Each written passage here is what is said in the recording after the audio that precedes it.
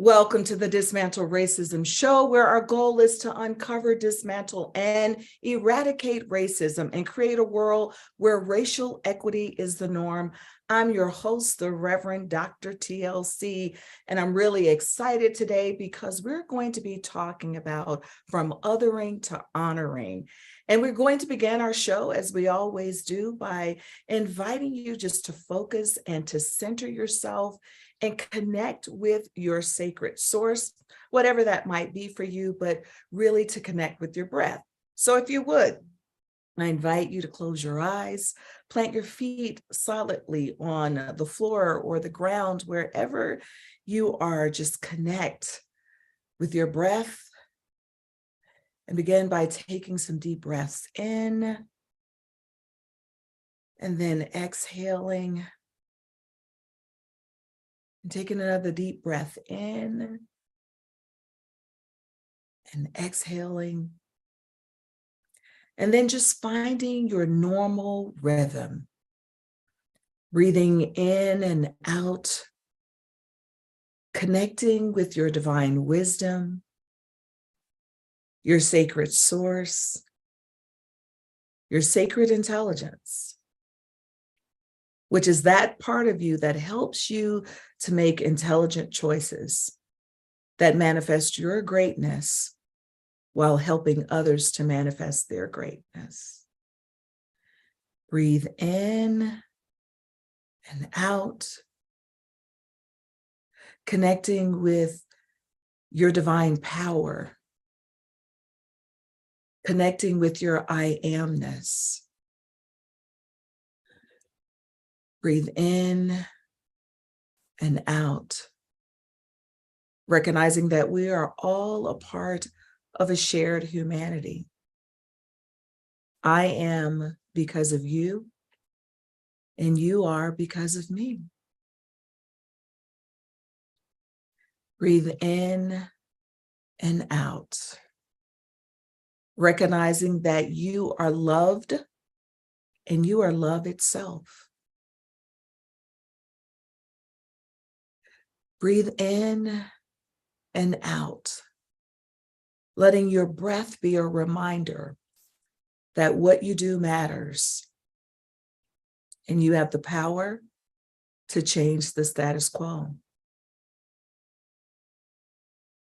Breathe in and out, knowing that you do not walk this journey alone.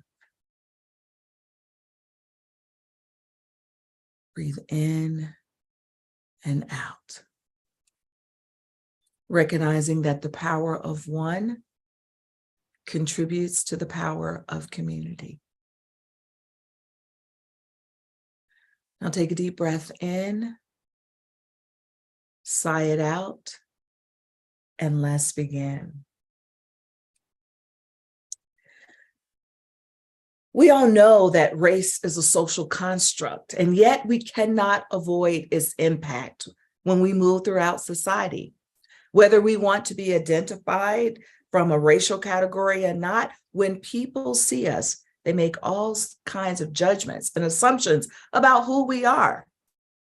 We understand one another and we make meaning about people and situations simply based on how we show up, the skin color that we show up in. We often fail to recognize the individuals. Is it possible to truly ever separate who we are as beings, as spiritual beings, from how we show up in these earthly bodies?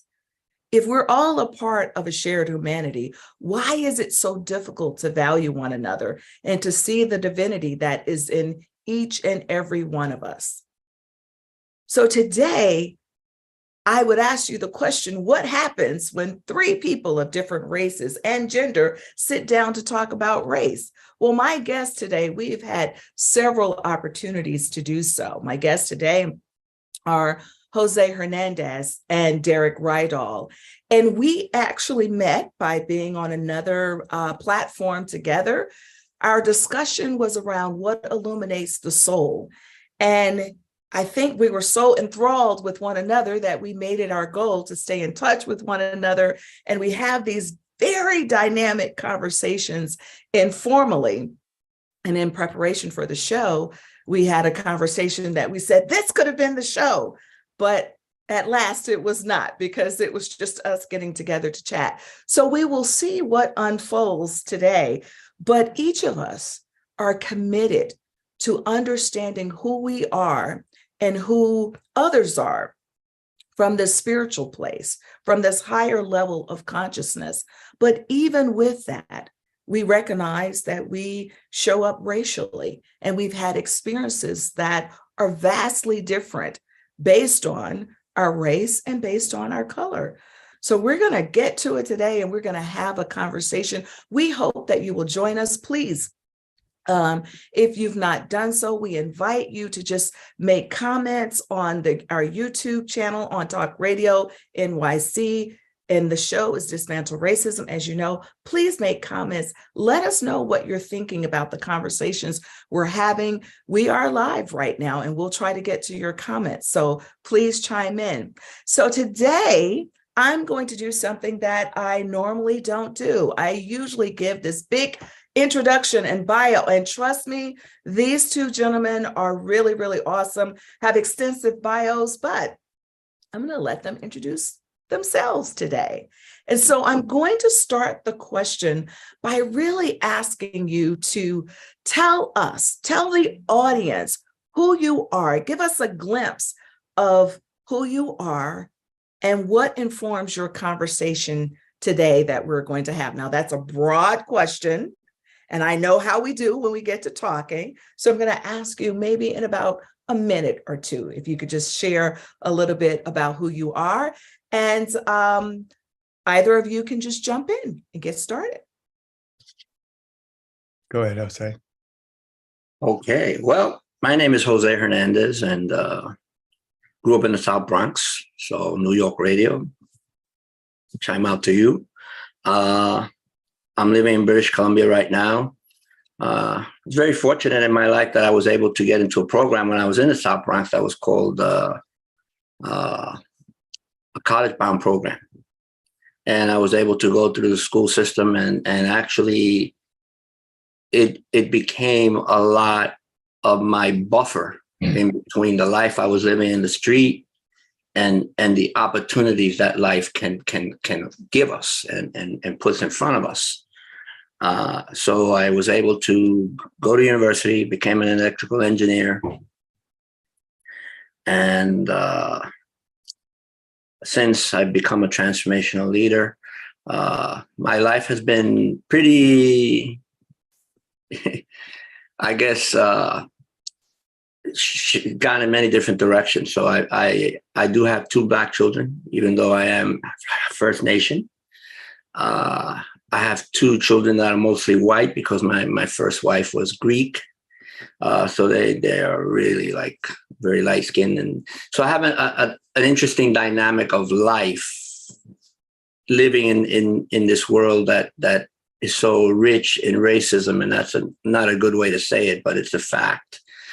And so I did have an NDE 20 years ago, and that really was the cornerstone of my life. It changed my life, and it put me on a path that I believe helps me understand life. Because when I had that experience of dying, I didn't learn anything about dying. I only learned about living.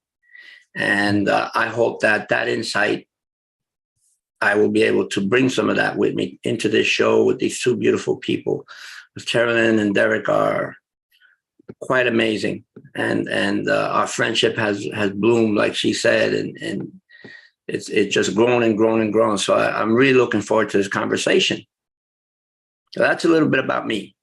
Thank you, Jose. And we will get into your near-death experience in a bit, because I think that once you have that experience and understand yourself beyond this human experience, it helps to inform how we engage in this conversation on race and racism. Derek, tell us about you. Yeah, so the short version is, like so many people, I've always been on a journey of seeking truth ever since I was a kid, going to different homes, different religions, different race is if you had some unique and interesting background, I wanted to have a conversation as early as 5 years old. I wanted to understand. So I was always seeking truth. And then, what I found in a lot of the religions, especially, was not the truth. I knew there was the truth somewhere, but I saw a lot of hypocrisy, and I saw a lot of people not being nice to each other, and racism and judgment and prejudice. And I didn't understand it. And so I actually rejected God and even the word God and all of that, but I was still on a search. And in my 20s, I was suffering a lot from depression, anxiety, suicidal tendencies. And I ended up almost dying, doing all this self-help and all this self-improvement. And the only thing it improved was my ability to describe why my life was so screwed up. I got really good at that. Mm-hmm. And the drive to fix my life, to heal from my childhood, to feel good about myself drove me ultimately to drugs and alcohol, and to almost dying from an overdose. And that wasn't quite enough yet to crack me open. You know, I had a very thick head and still pretty stubborn, but it set me on a new path. And I began again and tried to again figure out there's got to be a way to, what's the truth about life? What's the truth about me? To feel good about myself, to be connected to others. And then while I was doing a film in Jamaica, I almost drowned and again nearly died and had a near-death experience. So we kind of have that in common. And I didn't go all the way to the other side, but in that moment of believing that, without going to the whole story, I knew I was going to drown. And I was stuck underwater in a reef, and nobody knew I was out there. And there was a moment of trying to bargain with God, and then a moment of complete surrender. God wasn't making a deal that day. There was only surrender unconditionally. And in that moment, something cracked open and there was a flash of light. And I saw for the first time that the self I'd been trying to fix and heal and improve was a fiction, was an amalgamation of peer pressure and societal conditioning and parental fantasies. And that there was nothing I would ever do that would make that guy good enough. Mm-hmm. But I also saw that simultaneously there was a self that was behind it or all around it that had never been damaged or hurt. And so he didn't need to be fixed. And he was already, or it was already whole. And so it couldn't actually be improved upon. That self-improvement was an oxymoron, that fixing yourself was the recipe for hurting yourself, ultimately. And it was a flash, but it radically shifted everything. And I was drowned. I was literally stuck under the water. And in the next instant, somehow, I still don't know, I was standing on the coral reef outside, looking down to where I'd been stuck. And I was able to go over the other side and become free. But my whole life had changed. Humpty Dumpty had fallen off the wall. And I tried to become a monk. And the monk thing didn't work for me. A couple of weeks of fasting and silence, and I was breaking into the monk's kitchen and stealing food. And they were like, "You are not a monk, kid." And but I went into this inner journey to understand what had happened, and ultimately that led to the work I do now as a spiritual teacher and coach. Nothing I'd ever planned, but it so radically shifted me to help people understand that everything that they're seeking out there, they brought it all with them. Mm. And no matter what conditions you're planted in, when you understand who you really are and know how to create the conditions within yourself, that destiny, that potential, that power will emerge in your life.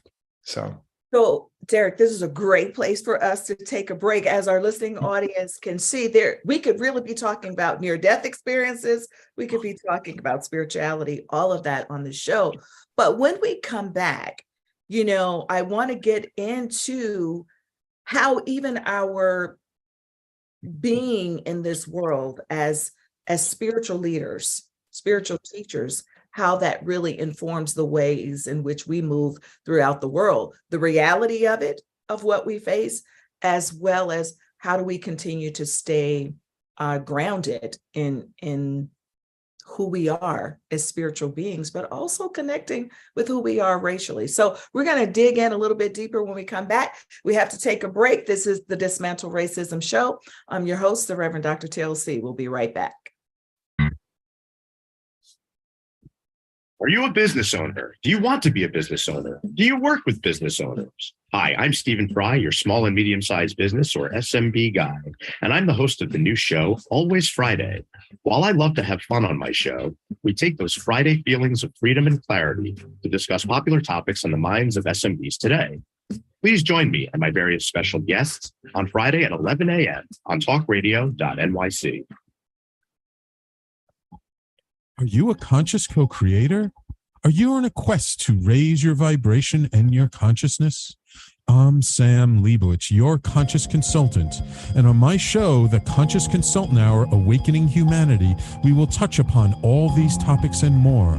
Listen live at our new time on Thursdays at 12 noon Eastern Time. That's The Conscious Consultant Hour, Awakening Humanity, Thursdays, 12 noon on talkradio.nyc.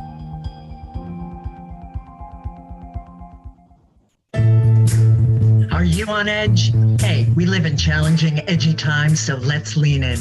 I'm Sandra Bargman, the host of The Edge of Every Day, which airs each Monday at 7 p.m. Eastern Time on talkradio.nyc. Tune in live with me and my friends and colleagues as we share stories and perspectives about pushing boundaries and exploring our rough edges. That's The Edge of Every Day on Mondays at 7 p.m. Eastern Time on talkradio.nyc. You're listening to Talk Radio NYC. Uplift, educate, empower.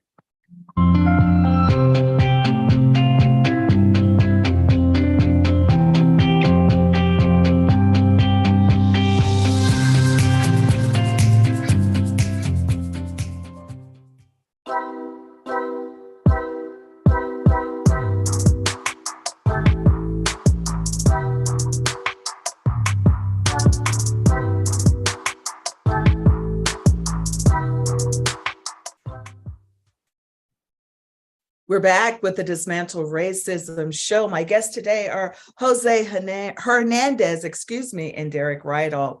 Before the break, we were really talking about both Jose and Derek shared with us some near-death experiences that they've had and how it changes us really in the ways in which we think about who we are as these earthly creatures. You know, our divine selves have been compressed into these bodies.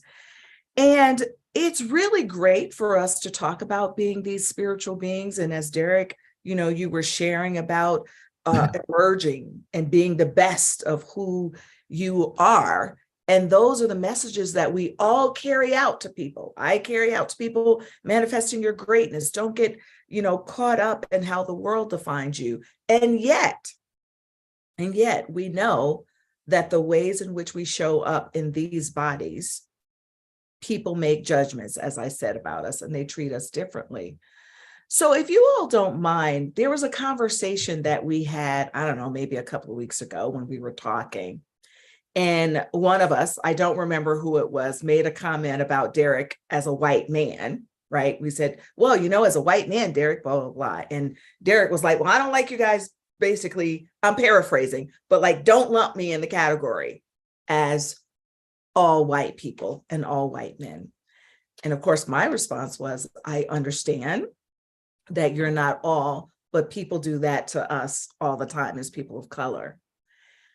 And Jose very gently said, Derek, tell us what it's like for you to be a white man and what your experiences are, what that feels like to you in your body. So I actually would like to ask Derek if you would share that. And then Jose, I would love, after Derek is done, if you would share maybe what your experience is to be in the body of a First Nation and Latinx man as well, and then balancing this spiritual walk that we're on. So Derek, talk to us.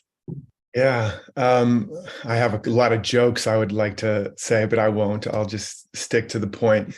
I think we all are given a curriculum when we show up here, right? We're given the body type, the body issues, the body color, the gender, sometimes the wrong gender or the right gender in the wrong body. We're given a family, we're given a culture, we're given all of these data points that is our curriculum. And that's how I view it. And so, but specifically what's interesting is for me, being in the body of a white man, it hasn't really been a thing I've thought a lot about until, let's say, recent years. Although I was raised in a Black church, mostly Black church, the best man at my wedding and my children's godparents. So I actually ironically related more to them, to people in my church, and I actually had an admiration and a more of a desire to be in that body, ironically enough. But not until probably the last, I don't know, let's say 5-10 years or so, have I thought a lot about, and even more so recently with the great movement around ending racism again. And it is an interesting experiment, like to experience. I think one of the things you said was kind of jokingly, tongue in cheek, like, well, how do you like it? Or how does it feel? Like it's an interesting putting the shoe on the other foot to experience what it feels like to be defined by that. And I think we're in a time right now where that's increasingly what's up. Mm. And it's important. It was important for me in that conversation. What was so important was I was able to actually see what that felt like, and to have a whole new level of empathy, because I've had a lot of other experiences that some people maybe haven't, a lot of physical challenges, tragedy. So we all have different challenges that we know that are lived experiences. But being defined by my race, I was the fish in water. The water was invisible to me, right? I might have been getting all kinds of privileges and benefits. Indeed, I was and am, but I wasn't aware of it until really, really honestly, that moment was a defining moment. Well, I think I could see something went off in your head when we were having this conversation, because you had such a reaction to like, wait, don't put me in that category. Derek, I want to just jump to Jose for quick so we could hear a little bit about for you as well, Jose. Well, my experience has been really interesting because I've experienced a tremendous amount of racism, profiling. So you're aware of a lot more things than maybe Derek might be aware of. And I don't know exactly what he's aware of because I don't know what his experience is. I mean, I understand that just like us, he feels the same thing we feel.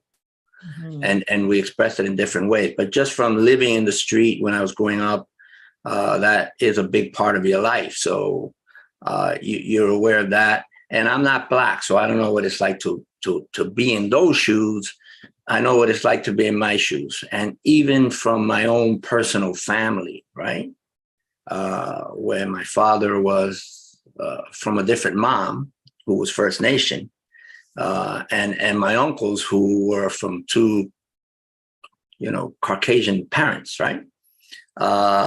Because we were darker, they were just kind of like, me and my little brother were, you're the dark ones, so it kind of sticks to you. And what I can share is that when I had my experience and I became aware that this is not who I am, that's what helped me to understand what we're all going through. That's what really put like that star right on there and said, here, this is the experience of life, but this is who you really are. And I'm just going to say it like this. Maybe most of us are not going to be able to choose when and where we're going to die, but we can choose how we live our life. And I think this is where this conversation is going to wind up going. How do we choose to live this life? And how do we want to look at other people? And I will share this with everyone so they get an understanding of, from a cultural perspective, when I go into a sweat and it's very dark and we can't see anything, you can't see your hand in front of you, I am not this body anymore. I am not this color. We're all one. We know other people are there, but we don't have that thing that I see you as a black person, I see you as a white person, I see you as a brown person. That goes away. But the minute I come out of there, that comes back.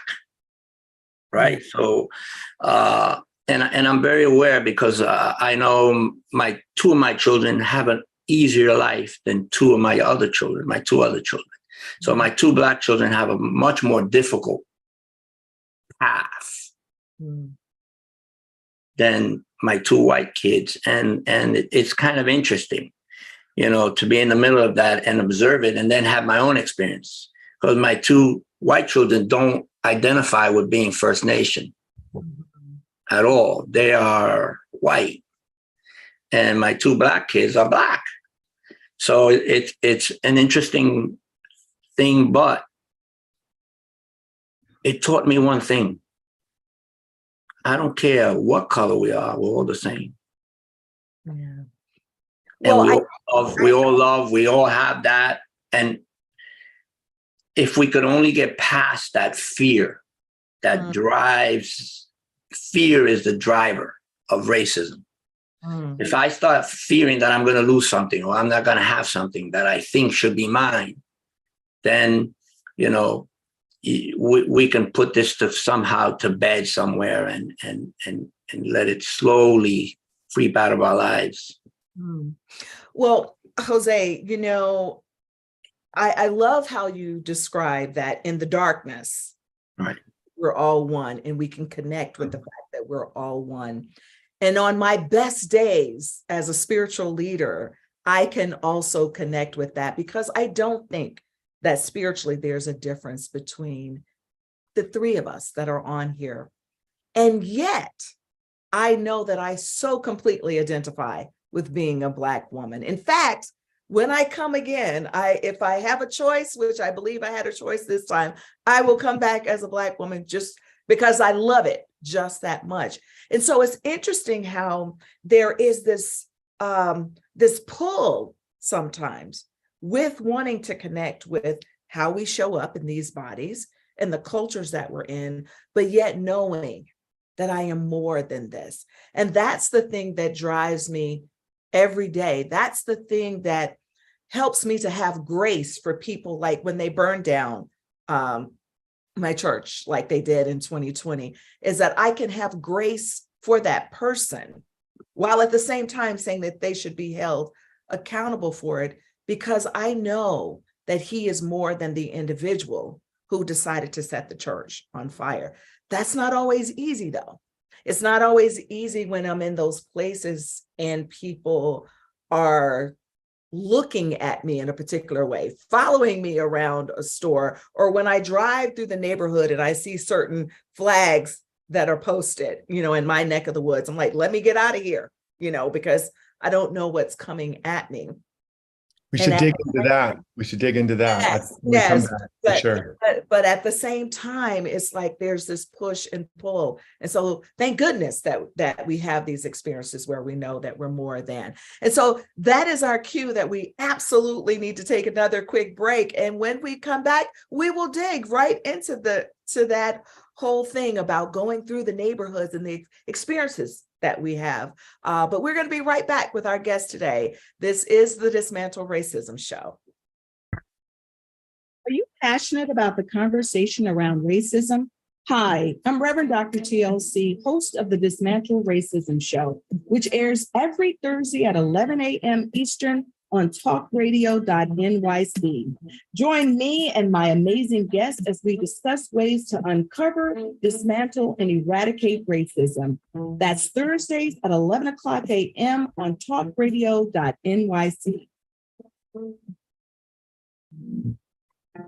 Are you a small business trying to navigate the COVID-19 related employment laws? Hello, I'm Eric Sauber, employment law, business law attorney, and host of the new radio show, Employment Law Today.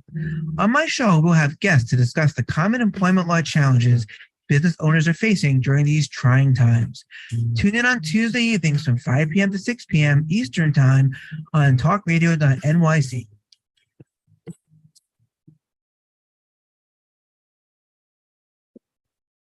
Hey, everybody, it's Tommy D, the nonprofit sector connector, coming at you from my attic. Each week here on talkradio.nyc, I host a program, Philanthropy in Focus. Nonprofits impact us each and every day, and it's my focus to help them amplify their message and tell their story. Listen each week at 10 a.m. Eastern Standard Time until 11 a.m. Eastern Standard Time, right here on talkradio.nyc. You're listening to Talk Radio NYC at www.talkradio.nyc. Now broadcasting 24 hours a day.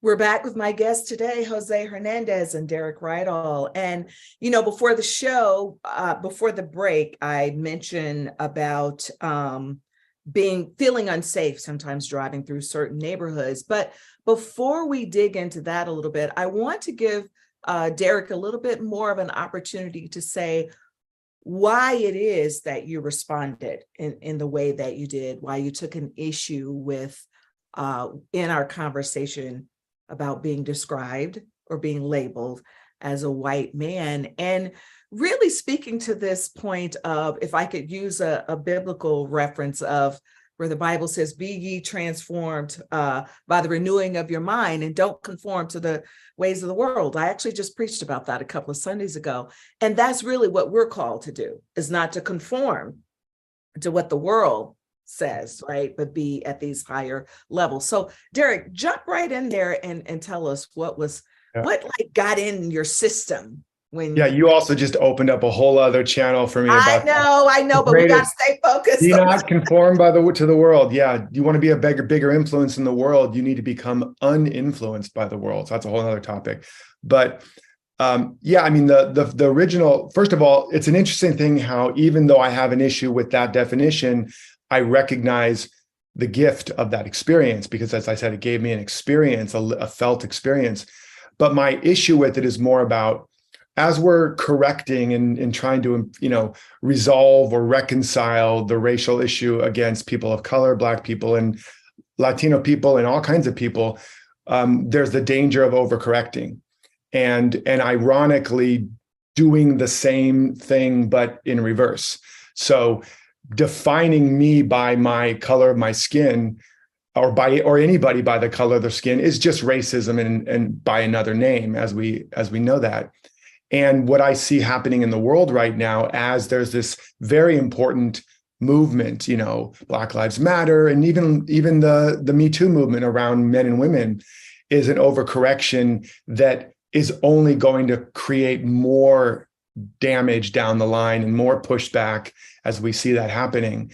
And in fact, we have a crisis right now of men, first of all, and white and Black men of a certain class, where they are killing themselves at a higher rate. They're stuck in their parents' basement. They're not graduating. And so I'm concerned about that crisis. And I'm concerned that we don't hurt each other and hurt the other and do more othering. So that was really the main purpose behind that. But again, I saw the gift in that, and I could take it and feel the little ouch and then process it myself. But a lot of white people or white men can't. They take it, they feel shame, they feel pain, and then they get angry. And then they do bad things, either to themselves or they just give up and all of that. So that's not going to help us. And so that was my main issue with that. And I also understand, racism and prejudice is not a white or a European or an American issue. It's a human issue. It's in every color and every culture throughout all of history. And so my bigger concern, or my bigger movement or desire to help heal, is that lay the axe at the root of the problem, of where how we other, how we judge, how we protect, how we project, and how we're not really in the world, but the whole world is really in us. So, And as so Derek, yeah. I want to jump. I got to jump. A lot of stuff is going through my mind, and Great, maybe go you say for it. too. But I appreciate you talking and describing what you believe is how white men respond to this conversation around race, because I think that you're right, because many respond in fear. That's what Jose was talking about a little bit earlier. Like, you know, this stuff is based in fear. Yeah.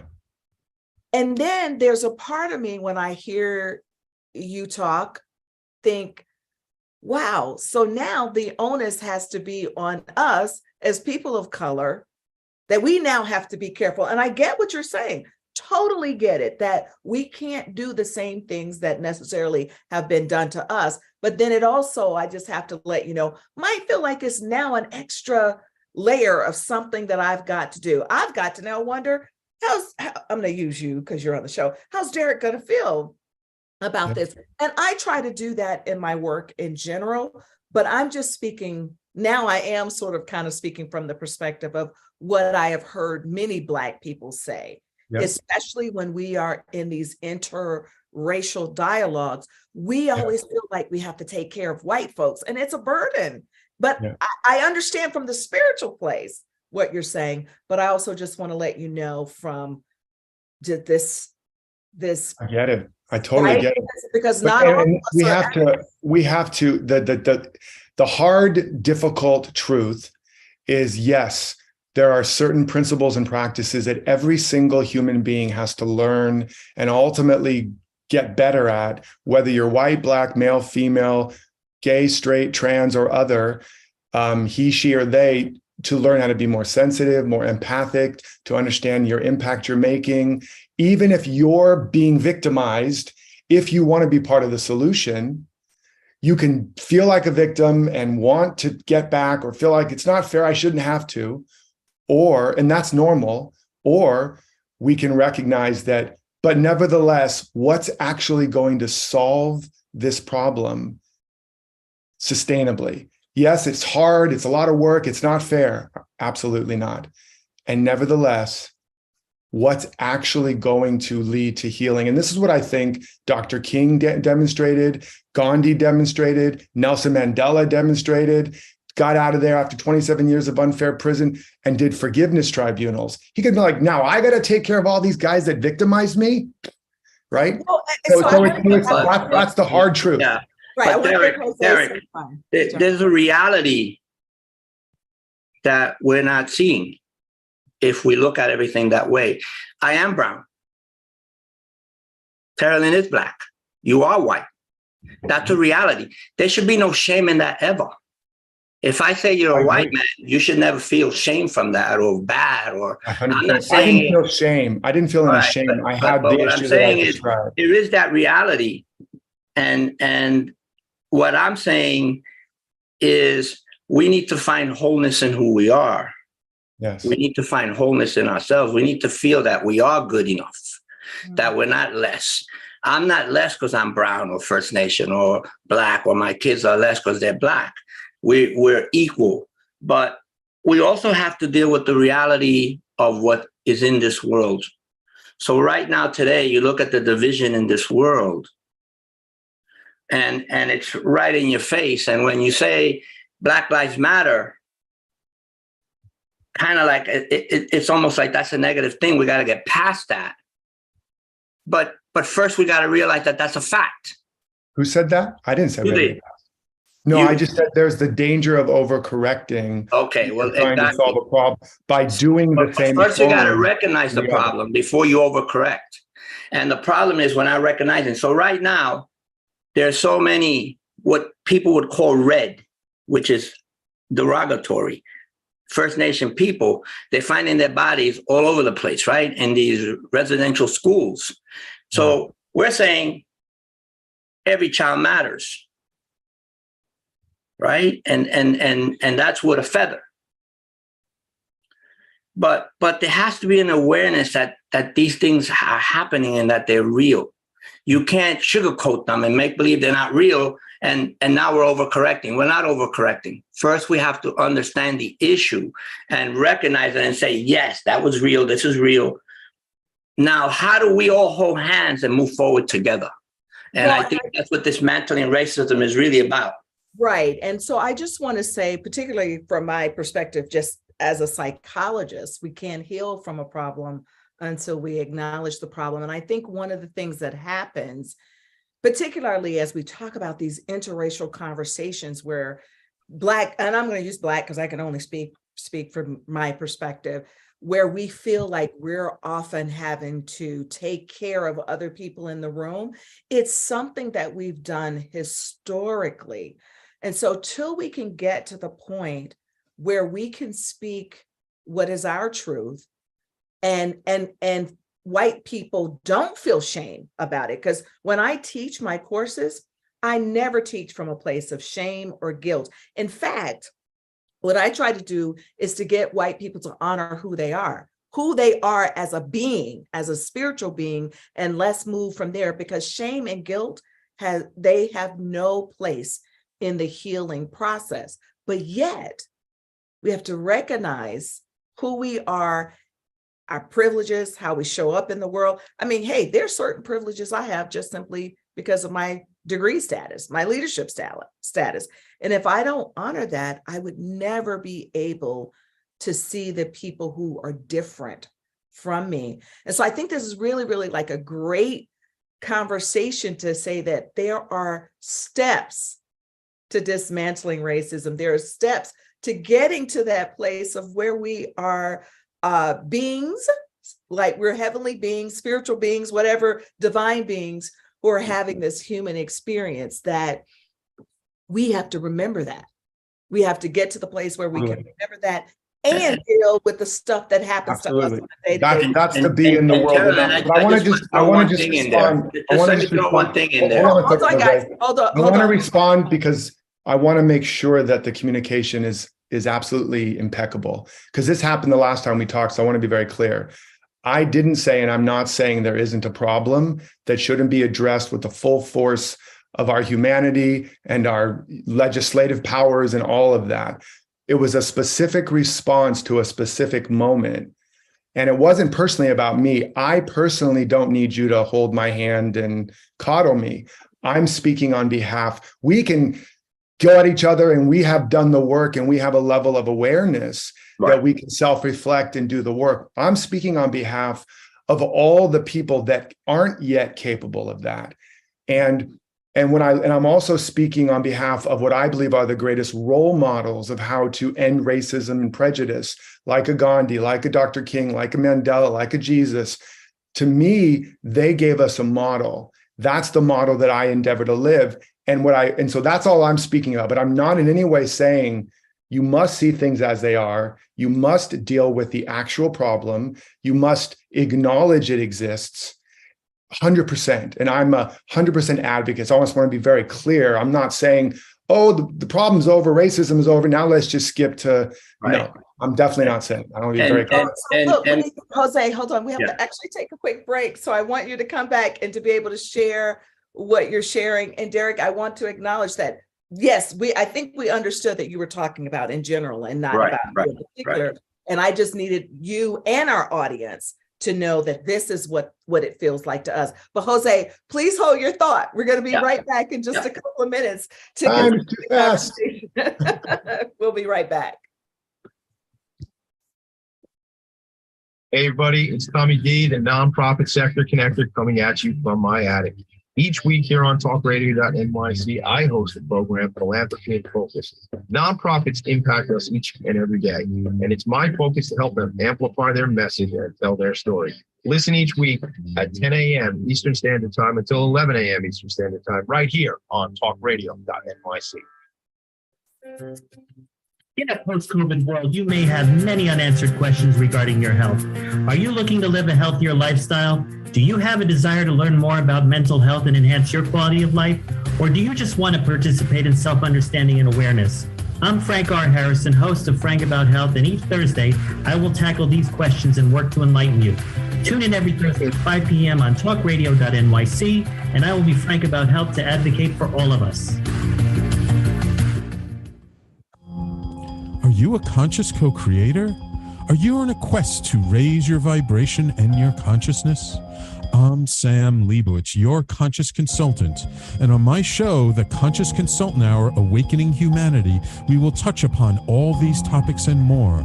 Listen live at our new time on Thursdays at 12 noon Eastern Time. That's The Conscious Consultant Hour, Awakening Humanity, Thursdays, 12 noon on talkradio.nyc. You're listening to Talk Radio NYC at www.talkradio.nyc. Now broadcasting 24 hours a day.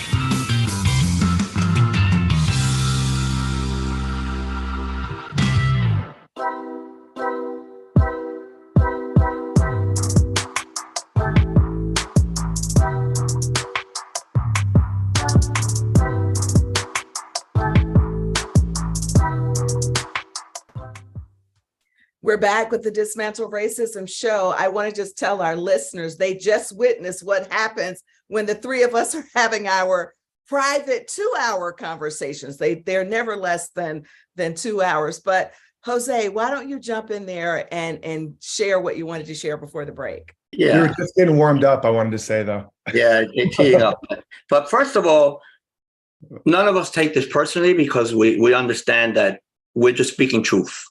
Yeah. But, you know, when I hear you speak, Derek, I wonder why it's okay for me to be called brown or Latino, and I accept that without, and Carolyn is black, my kids are called black, but some of my kids are white, and why some people feel threatened when they're called white.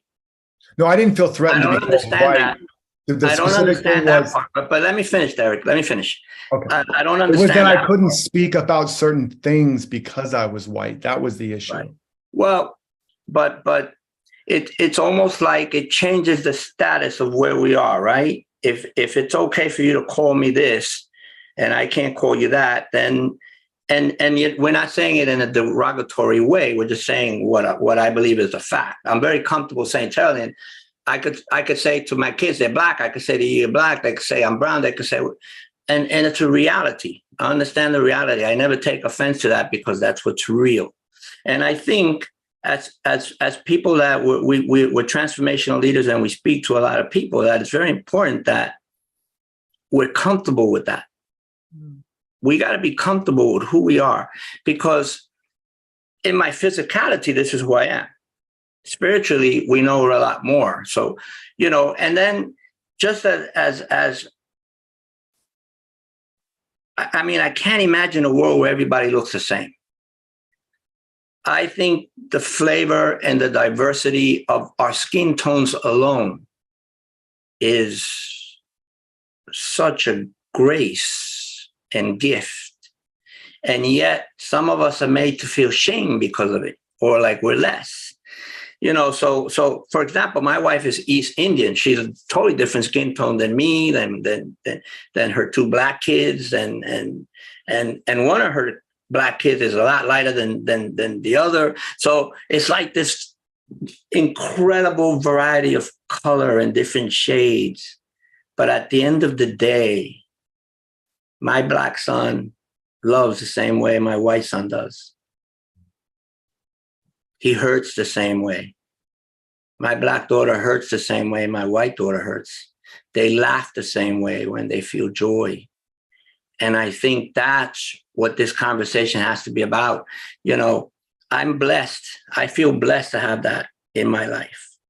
And I'm getting a little emotional here because this is really important for people to understand.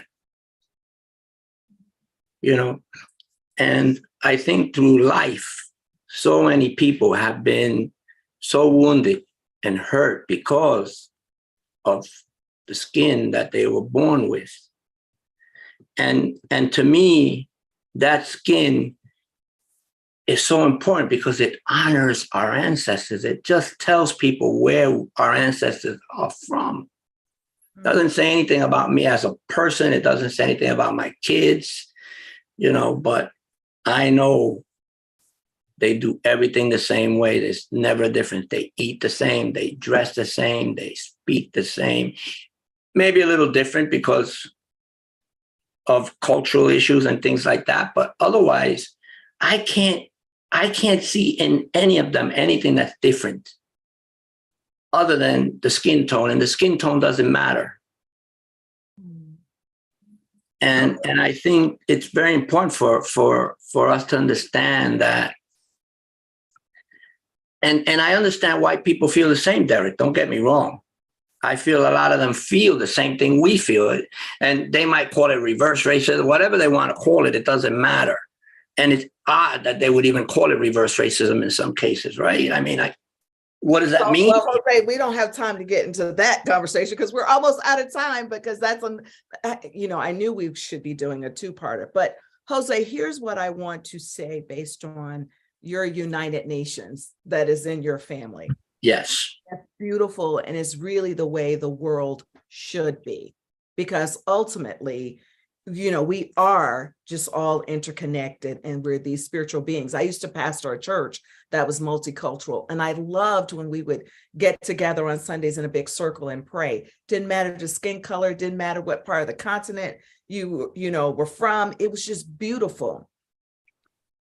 And saying that, I also know that when you are in multicultural families, the ways in which we avoid hurting people is to recognize that people have different experiences based on their skin color. And that's often my fear, particularly, when I talk to white people about when they say things like, well, I don't see color, right? Anybody who's taken a class with me will know, well, wait a minute.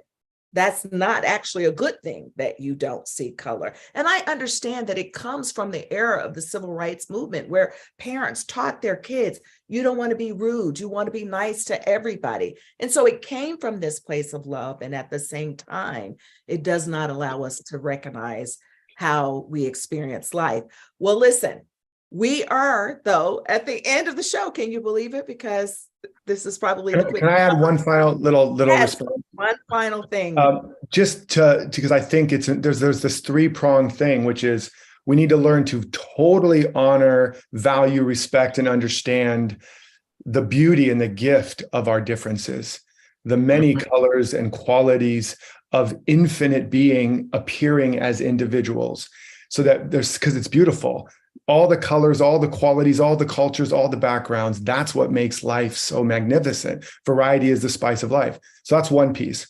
And we need to honor it within ourselves, learn to love and embrace all of our differences. Because when that happens, you love the enemy within your own household and the conflict, you no longer see difference as a problem. And then third is, which is what I was speaking to, not that we don't see color, that we don't honor color, but that we don't judge based on a particular difference of a person.